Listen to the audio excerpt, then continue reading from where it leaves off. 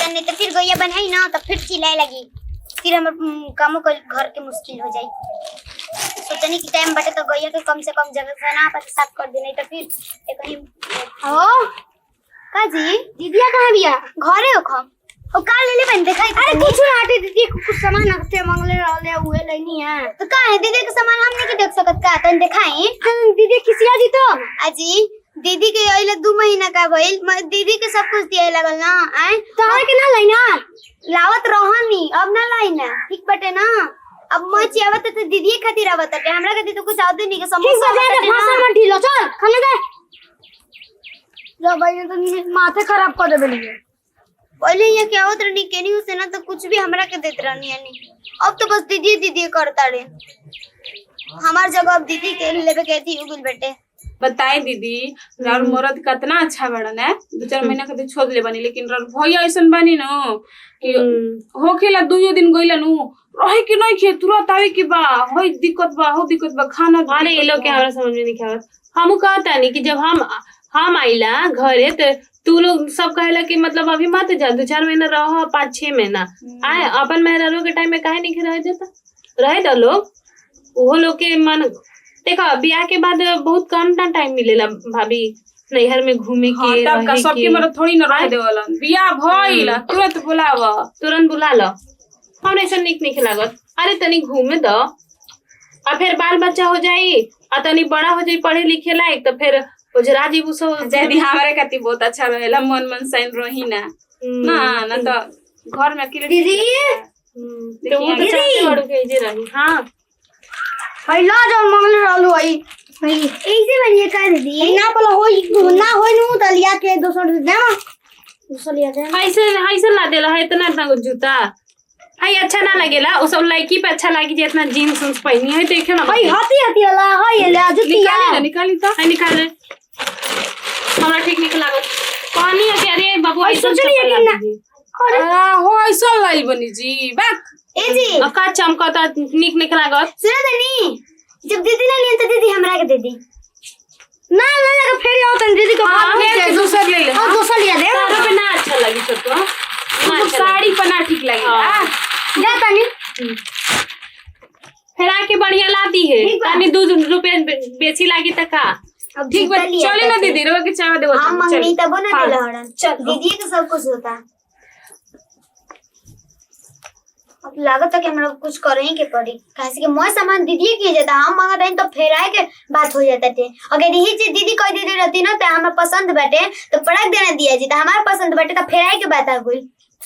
हमार मरद और हमारे के कुछ नहीं के देत ओहन नहीं के देता थे आए ओ आगे 2 महीने से जे बैठल रहता उनकर तो देही में इतको लाजे नहीं खे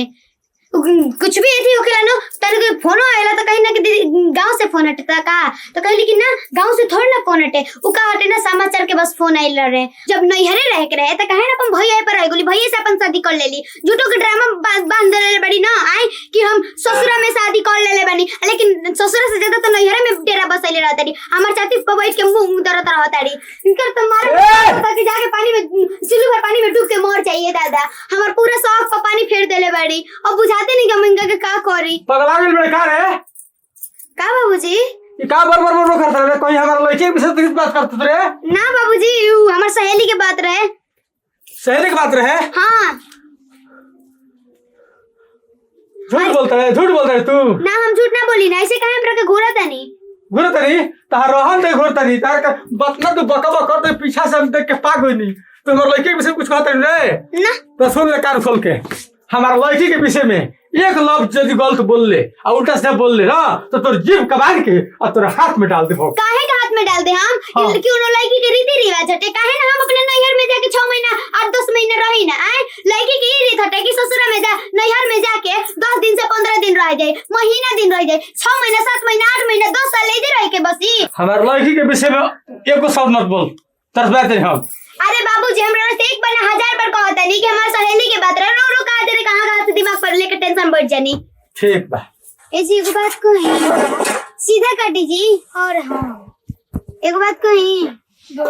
रोरे बताई गांव समाज का कहता थे ना हां दीदी हतना दिन से गांव में रहत रही आए तो लोग कहत हटे कि 1 महीना हो गए 2 महीना हो गए आए लड़की के घर में रहल मतलब शादी के बाद ओकर ससुराले निक लागेला और दीदी बनी तो जे घर लागत तक दही जमा के बैठ गइल बनी हां तो बहनी तो रही ना रही ओकनी के कैसन बड़सन जी एक 6 महीना हो गइल बोलावते निकसन हमारा तो लागल इनको छोड़ देल बड़सन ढेर लगेला हो ढेर लगेला तारा हमारे पर गरमाता नहीं अपन बहने पर कहने के गरमात हमारे तो लागल कि मुंह आदम तारा कैसे बातें कहता हमारे तो लागे अन्नु के अपन बहने के इधर रखल नहीं ताला जिंदगी भर ओकर एथी बन के रहेला हमारे खतर बा खतर उ सवाती आके हमर सुहाग पर एकदम डेरे डाल के बैठल बड़ी आय हमरा के कुछ मिलते नहीं खे कुछ होता तो कोनी पर गोल जाता है वही नहीं हम का सब कुछ देबा आय साड़ी ले तो सब कुछ करके दे ले जाता रा आय देम ना अच्छा तो का तो रोज किन के लाई ना कम नहीं किन के लाई कम नहीं किन के लाई आय काले तो परसों तो देखा तनी 1 महीने से देखा तनी हम आय कि कुछ भी सामान ओहा नहीं देने के आवल देता अरे बस अरे बस कर हमरा के मत मारी ठीक बटे ना हमरा के छोड़ा तू तेरा क्यों लाज शर्म नहीं खे तो तारे वजह से ना आज हम मरन नहर में झगड़ा होता है घर में बैठ कुल बड़ी ऐसे कर हर बन के झगड़ा होई मुआ के तोरे मुआ वेला हो आए तारन खा के काई जा बैठल बनी चुप अपन बाबू के ना खटाड़ू तब का दिमाग खराब कर के बहन के जब बैठा के रखले बड़ा कपार पर टांटो करे खातिर अच्छा ठीक चुप करा अब हम का कर देनी गलत रहता है हम का कर देनी है बतावा का कर देनी बियोती लड़की के ससुराल निकल गेला काहे से हम ना बियोती लड़की हनी अब ससुराल में कतना रही ना में जाके डेरा बसेली रही ना तू बोल बे देखो मारा मां तो जगह गलती बटे करे के मारा हमरा का मत करो तोरा का मानना ना ओ वही का हमारे घर से कहाँ दीदी ये बैग कहाँ लेके जाता है? अब बहुत दिन इधर आ गए नहीं तो सोचनी है कि अब अपन ससुराल चलने तो नहीं तो वहाँ के तो पहुला जिताई है नहीं कि तरह केकरा साथे जाएगा खुद चल जाए हम का कोनो बात बोलो का दीदी कोनो अरे बात ना नहीं कोनो बात ना भइल ना तू लोग तो इतना अच्छे से खातिरदारी कैलू जितना दिन रहनी है हमरा इतना दिन ना रहे के चाहिए अरे ठीक बा नहीं हो कुछ तो बात बोलो 2-4 दिन ढेर होता रहला लेकिन हम बहुत ज्यादा रह गई नहीं ना रहे के चाहिए इतना दिन हमरा का कोई कुछ कहला काहे ऐसे बोला अरे ना कुछ ना बस अब देखो अपन भी तो घर परिवार देखल बहुत जरूरी बा ना हम एक जगह जिंदगी भर रहे खातिर थोड़े ना आयल रहनी है लेकिन अब हम इतना रंग के बात सुनता नहीं कि अब बर्दाश्त से बाहर हो जाता देखो हम कहते बानी कि कुछ न कुछ तो बात जरूर बे ऐसे रो ऐसे बोलता नहीं तू ही बतावा कब हम तारा में या बड़का में कब झगड़ा लगे नहीं ना दीदी ऐसे ना बात नहीं लेकिन है छोटकी हमेशा देखा था नहीं कि छोटका से झगड़ा करत रही हमेशा अरे जाए दी कभी कभी हम कुछ मंगवा लेते रहनी तारे हम अपन पैसा से न मंगवावत रहनी लेकिन ना हम जब से आई बाड़ी हमर करेजा पे मूंग डरा तरी तका लड़ाई से दीदी हमरो बतिया सुनिए सबसे पहले हमनी के मर्द होके से पहले हमार देवर होके से पहले रउर भाई हुई ओकरा बादे हमनी के बनी जा देखो मंगाली तो का भेल रउर भाई बड़े हमनी से बेसी रउर अधिकार ये बा। बात समझता लेकिन छोटकी की भी तो ये बात समझे के चाहिए आज तो हमरा के इतना बड़ बात कर दिलिए कि हमरा तो ये घर में ओकरा अपन नजर नहीं चाहते हम अपन शकल ओकरा के दिखाई कहा तरी की छोटकी कुछ जब से ना रवाई नहीं हो तब से हमने दोनों में इतना झगड़ा होखा था रवे चलते होखा था आयो मोर का भाई बहन में का ऐसा होखेला हाँ इतना बड़ गाली देता है हमरा के रउआ के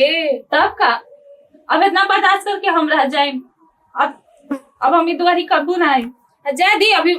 बाबूजी जिंदा बनी तो रउआ अभी कोची टेंशन लेके बा उ लोग के अभी चलती चली अभी हम बनी बाबूजी बनी तो सबसे छोट ना बड़ी ना हो जाए रुकी जाए के नहीं खे ठीक ना जाए कोई ले बनी उ बोलिल तो का हम रोके कुछ कर ले बनी और बाबूजी कुछ कर ले बनी ना छोड़ सुनी ना अरे कहाँ बचिया हाँ बाबूजी देखी जाए के कहा तो नहीं है कहाँ जीबो अरे बाबूजी ससुराल जाता नहीं अपन हमारा से बिना पूछले अब एमे पूछे ला कौन बात बा जब इतना हम घर में कला करा देनी है 6 महीना रह के और 2 दिन रह जाए तो पता ना कहाँ से कहा हो जाई के कुछ बोलले बड़े तू बोलले बड़े ना बाबूजी हाँ, क्या बोल ले बा? छोटकी से कुछ बोल ले छोटकी अब छोड़ दी बाबूजी जाए दिन चुप चुप रह छोटकी रह जा बाबू रह जा हमारा जीते हमारे सोना के होई गति हो गई का बाबूजी का बोले बड़ू करा के तू हम कुछ नहीं की बोल रहे कुछ नहीं को बोल रहे जॉन भी बोल रहे हो कम ना तो सही है बोल रहे हो कम बाबूजी ठीक बा ना रब किसना रब किसनो ये बैग दी तो हमरा के बैग दी जाए रे रब किसना का बाबूजी हेलो जाए कि नहीं खे अपने मेहरारू के लेके जा निकल जा कहाँ जाए हम घर से बाहर ही जा काहे के हमारे घर में ना होगा चुप रह घर से मेहरारू के लेके तू जा काहे के हमारे घर का हटे नहीं जाओ फिर से बताई ना अरे कर घर ना हां इनकर घर ना है महिला हटे जा शादी में रहता है इजे ना हटे अरे छोड़, ठीक होते ना जा हां हैं कान खोल के सुन लो जब तक हम जिंदा जियता नहीं तब तक हमरा की है एक दरवाजा खुला बा तारा समझ में आओ तो बात नू कान खोल के सुन लो चल बीच घर चल चल घर दीदी चले पागल तू हो बिना माथा काम करी का होत रे ई का होलो लासा होलो घर के मालिक आइयो ना बाबूजी दुख लग दोनों टाइम तीनों टाइम खाए के मिले टाइम टाइम से तो मुंह से बोली आवता चलो चली तो हां ई देखो पर तू कभी ना मतलब के बोल लगी सा काहे ना बोली जी